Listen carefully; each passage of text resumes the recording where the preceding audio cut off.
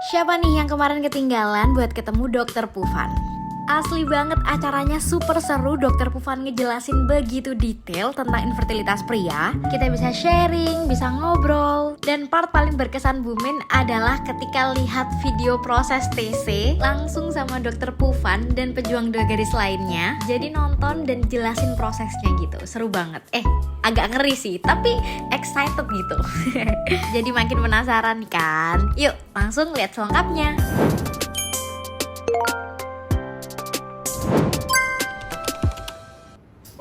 So, apabila ada couple yang datang kepada kita ya, terutama di GMC itu, ada beberapa riwayat yang kita akan tanyakan. Kita akan tanyakan kepada mereka. Yang pertama itu adalah berapa lama mereka sudah coba untuk dapat hubungan. Yang kedua, apakah mereka mempunyai masalah kesehatan, contohnya minum manis, darah tinggi, atau ada makanan, ada mengambil obat-obat tertentu yang bisa menyebabkan gangguan pada pembentukan sperma. Yang ketiga, sama ada operasi tertentu, terutama operasi hernia yang bisa menyebabkan aliran darah ke testis itu terganggu, atau mereka ada masalah ereksi atau ejakulasi. Dan yang kelima adalah sama ada mereka pernah ada mengambil ataupun mendapatkan treatment fertility di tempat lain. Jadi kita harus tahu yang fertility treatment mereka itu apa dan apakah akurat. Next please. Seterusnya ya. Ya, dan kita juga akan melakukan pemeriksaan pada pria itu sendiri, terutama kita akan mendapatkan berat badan pria itu. Yang kedua adalah pemeriksaan testis, terutama pada pasien yang ada esospermia. Jadi volume testisnya itu harus diperiksa dan sama ada risiko untuk mereka dapat varikokel atau tidak, dan apa-apa kelainan yang bisa ditemukan di bagian kelamin mereka. Next please. Ini adalah namanya orkidometer. Yang orkidometer ini yang kita menggunakan untuk melihat volume testis. Terus selalunya kalau sekitar 12 mil ke atas, volume itu dianggap sebagai adequat. Kalau kurang dari 12, sekitar 8 dan ke bawah, selalunya jumlah sperma yang ada di testis itu rendah. Ya. Next. Ini adalah satu kondisi micropenis. Salah seorang daripada pasien kita, di mana penisnya itu kecil sangat. Jadi pas dia ereksi, size-nya hampir sama. Jadi mereka juga mengalami masalah untuk melakukan hubungan seks. Dan pas ejakulasi, spermanya sangat sehat. Ini adalah salah satu kondisi di mana saluran uretranya itu ada kelainan. Contohnya, seharusnya saluran uretra itu berada di atas ini, tapi ini berada di sini. Ini namanya subcoronal. Ini kondisi kedua, di mana ini berada di mid-shaft. Ini adalah di bagian skrotum, yang namanya pre-skrotum. Jadi pas ejakulasi, mereka tidak dapat melakukan ejakulasi ke dalam vagina. So pemeriksaan ini harus dilakukan untuk melihat kelainan mereka di mana. Jadi kalau ada masalah seperti ini, kita selalunya menghantar pasien itu ke pakar urologi, di mana mereka akan membentuk uretra yang baru. Ya. Tes laboratorium yang paling gampang itu adalah sperm analysis. Jadi apabila pasien itu memberikan sperma dan kita akan menganalisa di bawah mikroskop, ini adalah komponen-komponen yang akan dilihat. 3 komponen yang paling kita menuju ataupun yang lebih kita fokus adalah konsentrasi. Konsentrasinya harus lebih dari 15 juta. Yang kedua adalah pergerakan ataupun motilitasnya harus lebih dari 40%. Yang ketiga itu adalah morfologi. Morfologi itu adalah bentuk dari sperma itu sendiri. Paling kurang adalah minimum ya adalah 4% daripada sperma yang dianalisa. Apa-apa hasil yang kurang daripada itu dinamakan sebagai sperma yang abnormal. Ini adalah contoh sperma ya. Ini bisa lihat, ini bagus. Ya, ini abnormal. Abnormal. Ini nggak bisa gerak sama sekali. Ya. Ini motilitas yang bagus. Jadi contohnya kalau kita ada satu sperm analysis dan kebetulan jumlah sperma yang kita dapat itu kurang daripada 5 juta, itu namanya severe oligoteratozoospermia. Jadi kalau ada pasien yang seperti itu, kita akan lakukan tes endocrine yang ini, PSA, LH, prolaktin, sama testosteron. Ini adalah komponen yang kita lihat. Terusnya, ya, evaluasi genetik yang seperti yang saya nyatakan tadi. kita akan lakukan karyotipe kromosom dan juga microdeletion kromosom Y. Ya. Seterusnya. Ya. Dan juga ultrasound testis. So ultrasound testis ini untuk lihat kebanyakan adalah pasien varikokel. Kalau ada pasien yang ada masalah varikokel, setelah operasi paling tidak 20-30% daripada kondisi spermanya itu menjadi lebih baik. Jadi kalau selalu ini kita akan sarankan kalau grade-nya itu 3 atau 4 harus dioperasi dulu sebelum mendapatkan terapi IVF. Next. Biopsi testis dilakukan terutama pas kita melakukan operasi pada testis itu sendiri. Contohnya pasien itu sudah mendapat terapi di mana kadar hormonnya itu sudah normal. Terus untuk mengeluarkan spermanya kita harus biopsi testis ataupun kita lakukan pembedahan pada testis itu sendiri untuk mendapatkan sperma bagi treatment IVF. Jadi waktu yang sama kita juga menghantar sedikit jaringannya itu ke laboratorium untuk melihat apa kelainan yang ada di situ. Next. Tata laksana untuk pasien yang ada masalah esospermia ataupun masalah pada sperma ini bisa berasal dari pertama adalah pengobatan. Jadi ini berdasarkan pada kausanya. Kalau contohnya masalah prolaktin ya, prolaktinnya di otak itu menghasilkan terlalu banyak ya. Jadi kita harus memberikan obat untuk supresi hormon prolaktin itu sendiri. Yang kedua, kalau contohnya ada masalah tiroid, jadi kita berikan obat untuk mengurangkan masalah tiroid. Atau ada masalah dalam pembentukan sinyal itu sendiri, ya, seperti saya nyatakan tadi. Jadi kita memberikan obat, contohnya gonadotropin. Selanjutnya itu adalah FSH. Next. Kalau penyebab testikular, selalunya ini adalah masalah pabrik pembentukan sperma itu sendiri. Selalunya treatmentnya itu agak sukar, karena selalunya masalah hormon ini walaupun diperbaiki untuk mendapatkan sperma dari testis itu agak sukar. Ya, ini selalunya pada pasien yang ada contohnya ada masalah kanker pada testis itu sendiri. Jadi waktu mereka mau operasi kanker testis, kita juga melakukan pengeluaran sperma jika ada dan kita lakukan.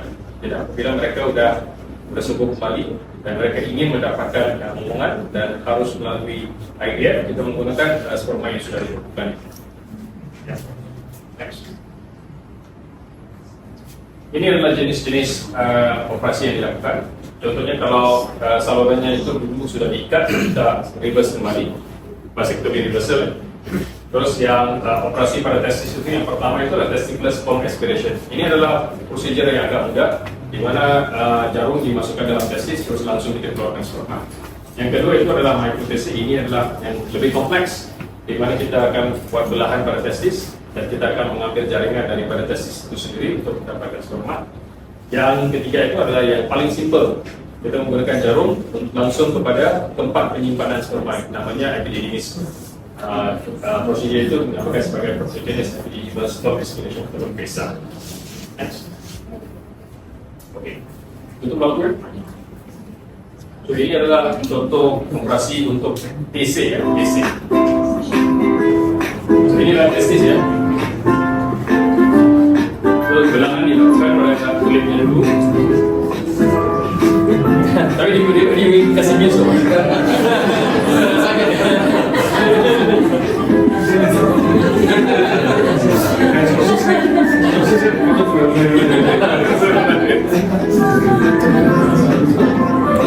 Ini ada darah jadi diberhentikan mudah-mudahan.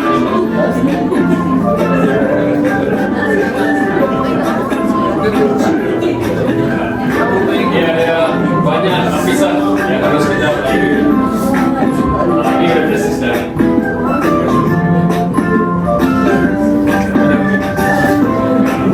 belahan dilakukan oleh testis. Tadi kita akan mulai ini langsung ke testisnya.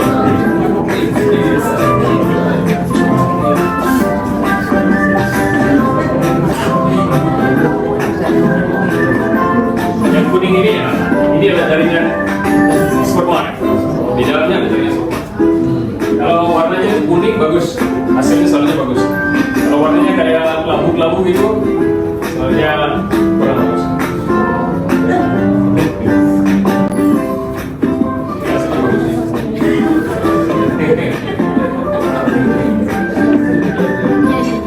kondisinya varikokel ya. Jadi ini ada kondisi di mana pembuluh darahnya itu besar ya, dulu. Ini kondisi normal, nggak besar ya. Nah, ini varikokel ya, besar seperti ini. Jadi selalunya operasi dilakukan untuk mengeluarkan pembuluh darah yang berlebihan. Tapi dalam proses melakukan prosedur ini ya, kadang-kadang pembuluh darah yang normal itu kadang-kadang bisa terpotong. Jadi bisa menyebabkan kondisi intestinnya turun sedikit. Tapi kalau nggak dilakukan sama sekali, coba kita nggak dapat sperma ya. Jadi harus melalui terusnya. Oke. Teknik-teknik yang bisa kita gunakan untuk bantu pasien-pasien yang ada masalah infertility ini ada salah satunya itu adalah inseminasi ya, ataupun IUI. Indikasinya selalu adalah pada pria yang nggak bisa ereksi. Nah, walaupun kita udah kasih obat, contohnya Viagra itu masih mereka nggak bisa ereksi, kita memberikan option untuk melakukan IUI. Ataupun disebabkan oleh hipospadia, itu adalah satu kondisi yang tadi saya nyatakan tadi, uretranya berada di tempat yang normal ya, dengan ejakulasinya di tempat yang lain. Jadi kita bisa membantu dengan menggunakan IUI juga. Next. Jadi tahap kesuksesannya cuma 8-16%. Terus ini adalah bayi tabung ya. Bayi tabung ini bisa kita lakukan dengan dua cara. Satu adalah IVF ataupun ICSI. Bedanya apa ya? Kalau IVF itu, kalau kita sudah dapatkan sel telur, sel spermanya kita letakkan pada tempat yang sama, terus fertilisasinya akan terjadi secara alami, itu IVF. Kalau ICSI itu perlu bantuan, di mana sperma itu akan dipilih terus dimasukkan ke dalam ovum. Bagi satu lagi video. Next. Lampu ya. Ini adalah teknik ICSI ya. Bagaimana ICSI dilakukan? Ini sel telur ya. Ini sel spermanya dimasukkan ke dalam. Oke. Ya. Yes. Itu aja. That's our presentation. So this is pas saya di Balikpapan, pas saya kelas dulu tahun 2006. Ini bapak kos ya. Okay. So all the best. Hopefully you have got real information on male infertility.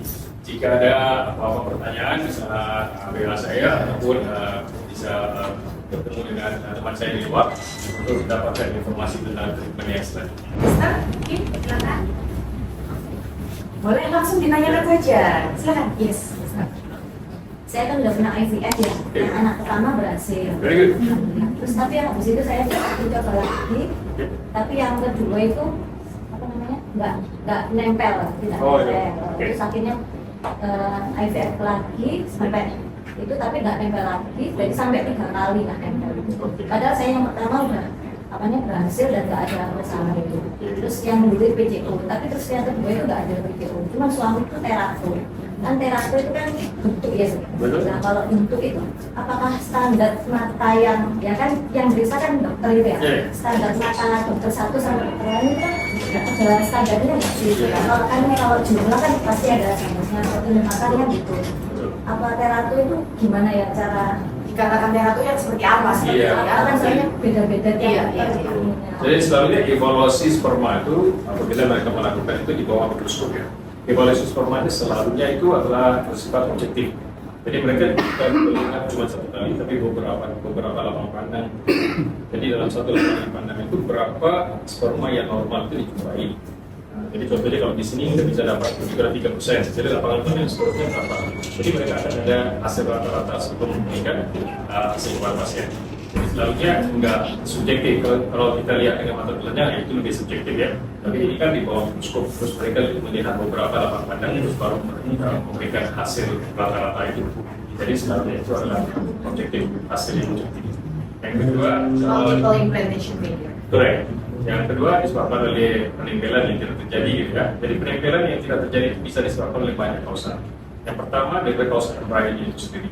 Jadi ada embryo yang apabila kita umur kita sebagai manusia dan terutama pada wanita yang lebih dari 35 tahun, semakin meningkat usianya, kualitas dan juga kuantitasnya itu berkurang.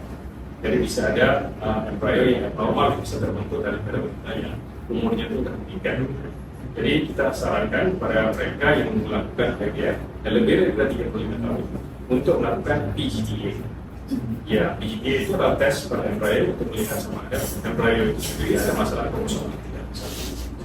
yang kedua, kalau penempelan berulang ini bisa disebabkan oleh masalah di dalam tubuh wanita itu sendiri. Sama ada di rahim, ada kolik, atau ada miom, bisa juga disebabkan oleh sistem imunnya yang bisa menolak implantasi. Jadi ada beberapa tes yang bisa kita lakukan untuk lihat sama ada mereka mempunyai antibodi tertentu yang menolak penempelan. Dokter, apakah ERA itu bisa membantu untuk penempelan ya? Oke, ERA merupakan salah satu daripada tes juga, tapi sekarang kita udah move daripada ERA kepada oral ya. Oral. ERA ini merupakan salah satu tes di mana apabila kita memberikan obat kepada pasien dan waktu yang seharusnya kita meletakkan embryo itu kita mengambil sedikit jaringan daripada dinding rahim untuk melihat sama kondisi itu optimum atau tidak untuk penempelan embryo. Tapi sekarang ada tes yang lebih baru yang namanya oral.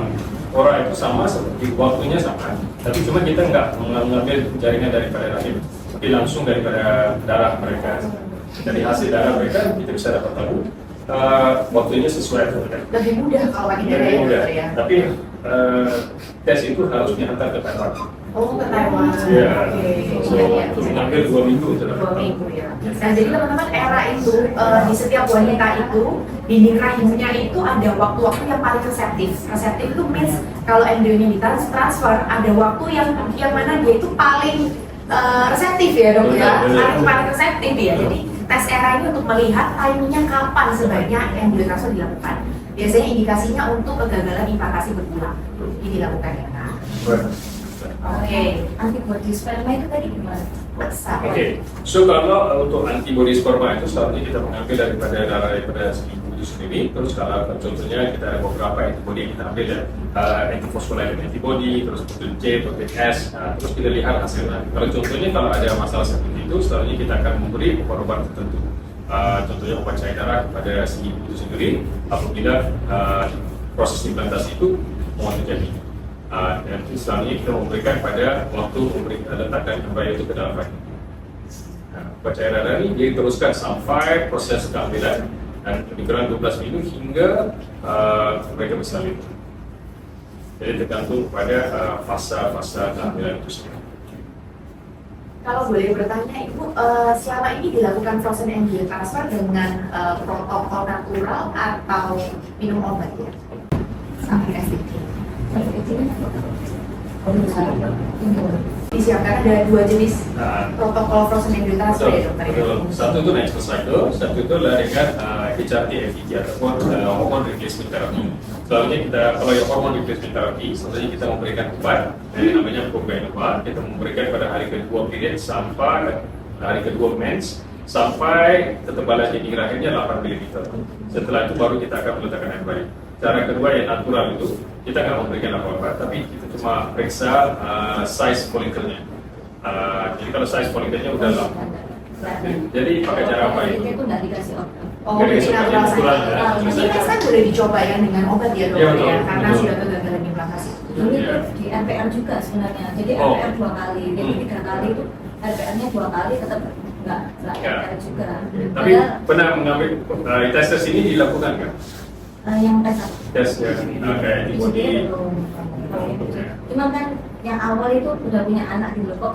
Setelah dia Iya. kok jadi Karena dinding rahim ini berubah-ubah terus seperti apa? Berubah. Jadi apabila umur semakin meningkat, jadi kualitas dan juga area di dalam dinding rahim itu juga berubah. Jadi itu akan menentukan sama ada penempelan itu bisa terjadi atau tidak.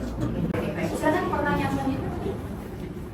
Dari belakang. Oh, boleh silakan ya. Ya, tadi kan kalau sperma itu kan bisa menurun ke anak. Ya. Kalau yang cewek genetik ya. Kalau yang cewek gimana? Oke. Kalau cewek mereka dia ada unsur Hubungan X-nya. langsung ya? Oh. Di mereka unsur Y-nya nggak ada, tapi untuk X-nya itu ada. Jadi bisa menjadi karir. Karir.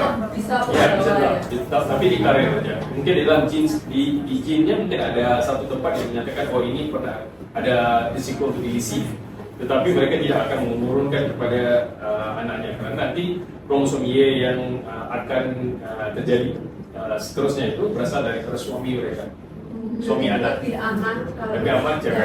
Yes. Tapi saya kalau juga pikiran seperti itu. Cewek. Masalah saya apalagi mikrodelesi kromosom Y gitu. Iya. Iya, keren. Soalnya kalau yang anak cowok tuh yang kita akan lakukan kepada generasi seterusnya. Soalnya di kasus suami saya dokter, papanya juga sama, namanya OAT. Gitu, jadi emang genetik gitu.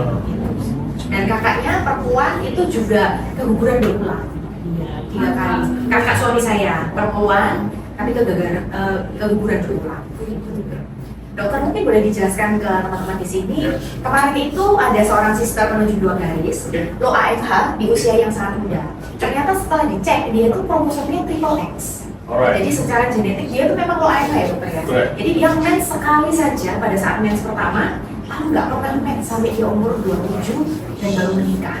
Right. Gitu. Jadi boleh tolong dijelaskan triple X kromosom itu apa, pencegahannya, lalu apa saja treatmentnya? Oke.